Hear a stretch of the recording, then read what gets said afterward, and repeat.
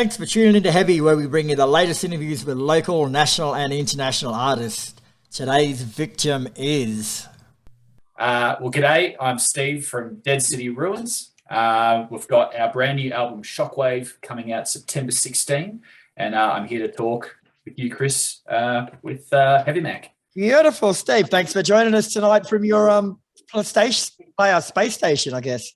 So Dead City Ruins are releasing your new album, Shockwave, on September the 16th, mate. Like, I know it's been pushed back a few times, so there's been a few problems with it, but finally coming out, eh? Absolutely, yeah. We're really pumped. The pushback was, we tried everything we could to avoid it, but unfortunately that's just the way that everything's running just at this time. But we're really excited for people to hear it. It's definitely going to be worth the wait. There's a lot of power coming through in this album, which is just, a lot of powerful rock and roll. So very excited for people to hear it. Also, dive into it a bit deeper for us musically, mate. What were you going for with it? So I think one of the primary things we were thinking about, as I'm sure many bands really do, is the boys have had a lot of live experience, and one of the biggest things that we wanted to bring was songs that would work well live. But we also wanted to experiment with some new sounds as well. Obviously, with myself coming on board, I have some different musical influences. So the album is kind of a combination of sort of live bangers, or at least in our eyes, live bangers, and some new sounds that could help sort of shape the future of the music with the band. Right, don't leave us hanging there, mate. What new sounds are we talking? Well, so in terms of influences, I've got a lot of like 80s and 90s influences in a lot of 80s Judas Priest, a lot of 90s grunge, and Soundgarden and Alice in Chains and things like that I personally really use to help me write music.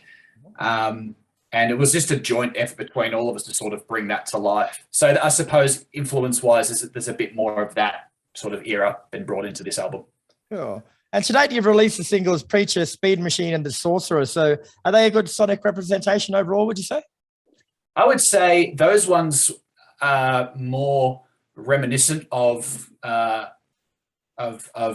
what people know the DCR sound to be. And yes, to answer your question, they are a great representation. There's definitely more of that. Yep. And those ones were chosen because they were sort of a bit of a hybrid between what people knew and what to expect. Yeah. So this is, of course, your first album as vocalist for the band. So how have you been welcomed by long-term fans? Honestly, people have welcomed me with open arms to, that there's really, what I've loved about this whole process is that people are just really happy to hear what I can do and see what I can bring to the table. And all of the feedback I've gotten, I've been in the band almost 3 years now, and there was a little period there where I didn't have any of my own material to sort of sing. And so it was a strange thing for me and a strange thing for fans that already knew the band, but once they had seen us play live, there was a lot of respect, and it was really great. So now that we've got some new stuff coming in with my own, I feel like I can really bring myself into it. So you mentioned that you've been there for 3 years and this is your first album with the band. So from playing their existing songs live and I suppose getting a feel for being in the band, what have you brought in on top of that for the album? I guess, look, if you're going to go, what did I bring in on the sound and the delivery?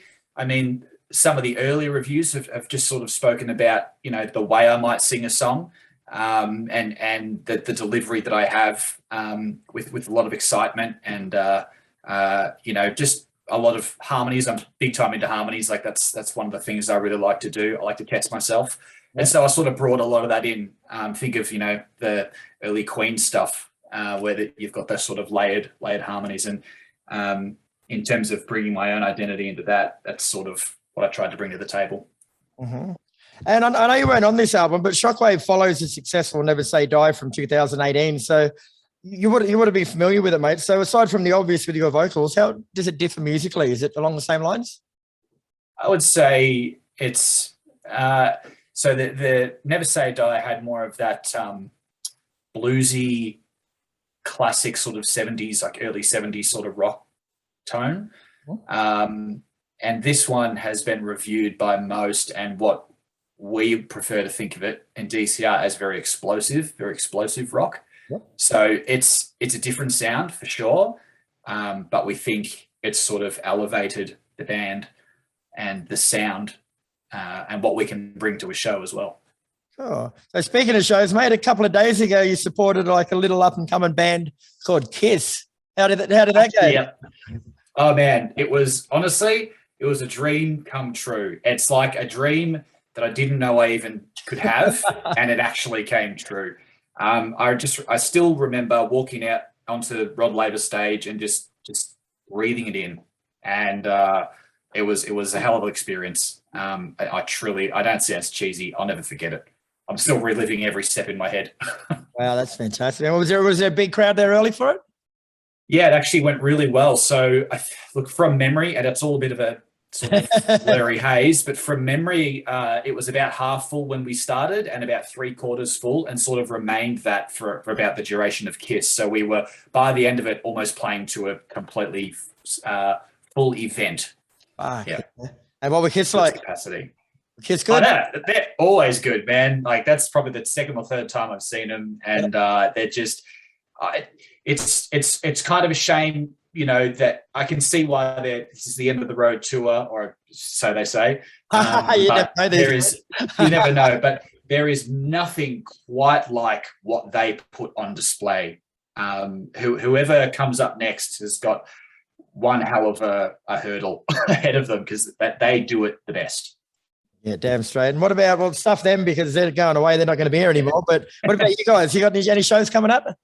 Yeah, so we've after the album comes out on September 16, we're going to be doing some album launch shows. We'll probably head up the east coast of Australia and see where else we can get from there. Try and plan some European tours now that the gates have started to open up. Yeah, and where's the best place for people to keep track of what you guys are up to? The best place is definitely through the Facebook or Instagram pages. We post all our shows there. And we'll interact with you as much as possible. If you have questions, you can shoot them over and we'll answer them. So beautiful, Steve. Well, thanks very much for that. For those who come in late, the new album Shockwave will be out now on September the 16th. And when you guys make it up to Brisbane, mate, I'll pop in and have a beer. Perfect. Sounds good, man. Looking forward to it.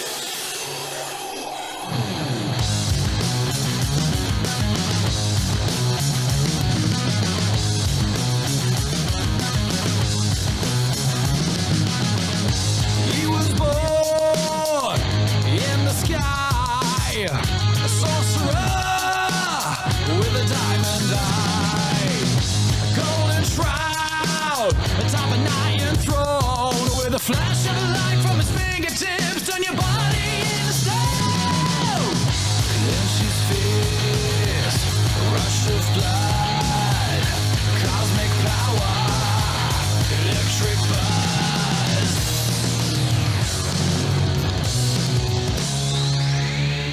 Let me tell you that man, I'm the eye of the storm, riding through the universe, shape-shifting every form.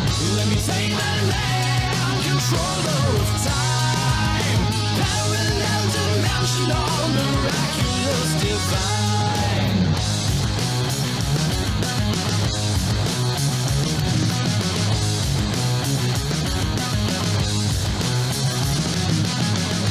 Fire and rain pouring down, magma shockwave gonna melt the ground.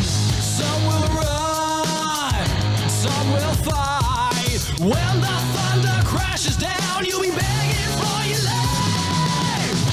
Then she's fierce, rush of blood, cosmic power, electric buzz.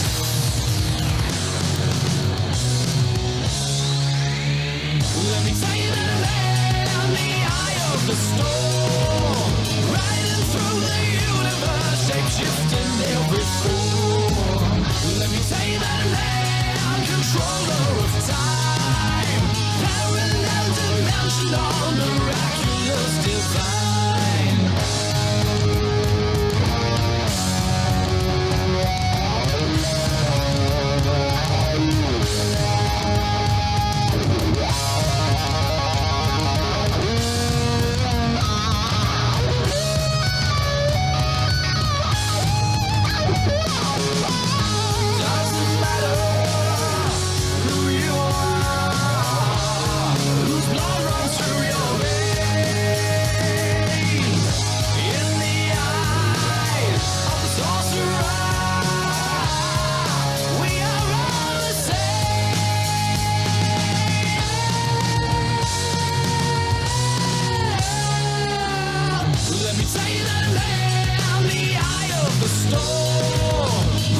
riding through the universe, shape-shifting every form. Let me tell you about a man, controller of time.